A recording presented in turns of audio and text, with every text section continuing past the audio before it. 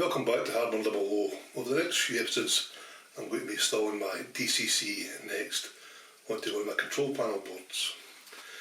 This can do 16 accessories compared to the commercial things. This one, for example, can do 4 outputs compared to 16. So let's go over to the board, I might change and I'll show you what I've got currently. All my boards are kept underneath the layout. So let's go through the board currently. This is what you call accessory decoder kit number 53 from Merg. It is an 8-channel steady state output accessory decoder. In other words, when it goes high or low, it puts out a voltage to this end here. The voltage of this board is 12 volts. So in other words, high means it goes to 12 volts, low means it goes to 0 volts. Quite important when you're trying to work out how to hook up your servos and things like that, the voltage side of it. On this side here is my point motor control. So when number 1 goes high, point motor 1, A and B go high, and that tells the servo 4 to move the servo. For the point motors I use the SG90 servos, and it's been printed with a 3D print, although rack and pinion. This was of a fellow Merg member, Fraser Smith. All it does is move left and right, and it moves the point over to the position you want. It's quite important when you're putting these motors in, you also take out the spring out of the point, as you don't want it resisting the servo. Servo 4 is a kit from Merg as well, costs £5.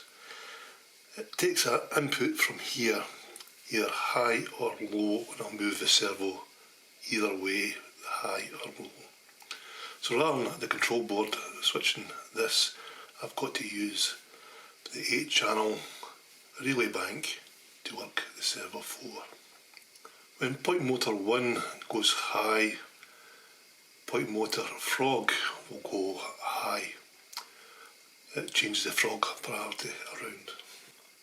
On my layout I've got the outer ring with the blue wire and the inner ring with the brown wire.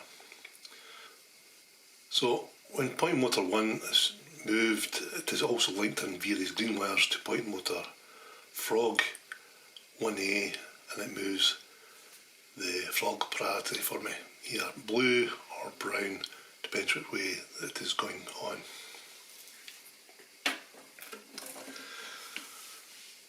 So you've got point motor 1, A and B, it's 2 point motors together, point motor 2, point motor 3, and then your frogs. Point motor 1, A and B is going to be separate because it depends which way the frog is going, how you want to set your priority on the point frogs. Point motor 2 is straightforward, point motor 3 is straightforward, and also your diamond frog. When this point changes over to open up this line here, you need to set the diamond frog's polarity, and that is done by the DF on the control panel. Also, it's quite important that no trains can get through this part here when this is switched over to open up the diamond frog. Next up on the board we've got the signals. Signal number 1, signal number 2, signal number 3 and signal number 4. These again are controlled off the accessory decoder, high or low. Technically speaking, you can use the signals without using the relays. If the board goes high, you can have the green light on or the red light on. Using the relays there, you get 2 functions off of each output from the DCC board. And this is the diagram here. So the output from the DCC accessory, if it goes high, I'll go up through the LED and return to the 0 volts via a 1K resistor. If it went low, it would go up through the red LED again through the 1k resistor and turn it on. So therefore, for one function you get two outputs, either high or low, for your money. Now, rather than use a resistor to take 12 volts down to a safe voltage for the LEDs and the signals, I use a buck converter. This gives out a steady output just under 3 volts, and it's also wired into this here. So if it goes high, I'll get the 2.8 volts it requires. If it goes low, I'll be 0 volts, and therefore the light will indicate red or green, or in my case, red or orange. The last thing I've got on the board here is my BDM sensors for the track detection. This board won't be getting changed. I'm going to be changing this board here and this board here to replace it with the DCC next.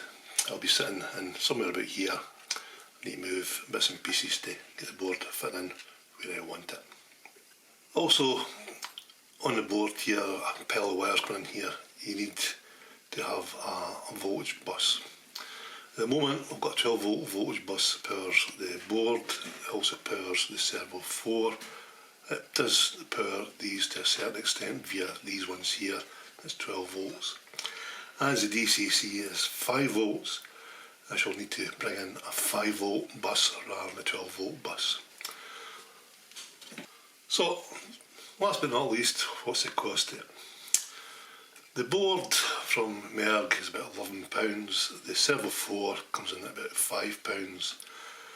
The 8-channel relay from eBay will cost you around about £6 to £7 for the 8-channel, the 4-channel between £4 and £5, depends where you buy them from. The buck converter, I buy them in bulk. I buy a batch of 10 at a time, and it's £10 for 10, so therefore it comes out to be £1. The DCC next, I buy them 2 at a time from Nico over in Holland. The kits cost, including postage and delivery, £32, which is £16 per board. Compared to the commercial DCC accessories there, for 16 decoders or 16 accessories, and also you can set them up various ways which we'll be showing you, i.e. for servos or for flashing lights or for a steady output light, a light that dims and so on. But really quite a versatile bit of board. So in the next episode I'll be stripping it all down. As I strip it down, I'll also mark off which each wire does, so when I go to put it back together there, I've got a half chance. For marking off the wires, I've got my printing label machine here, and I've also got this cartridge for it as well, which is a little tube so you can put it over the cables. I also have the old-fashioned method, a bit of masking tape with a pencil or a pen marked on it, which each one does. So that's us, folks. Thanks enough for this episode here. The next episode I'll be stripping it all down and marking as I go which each one does.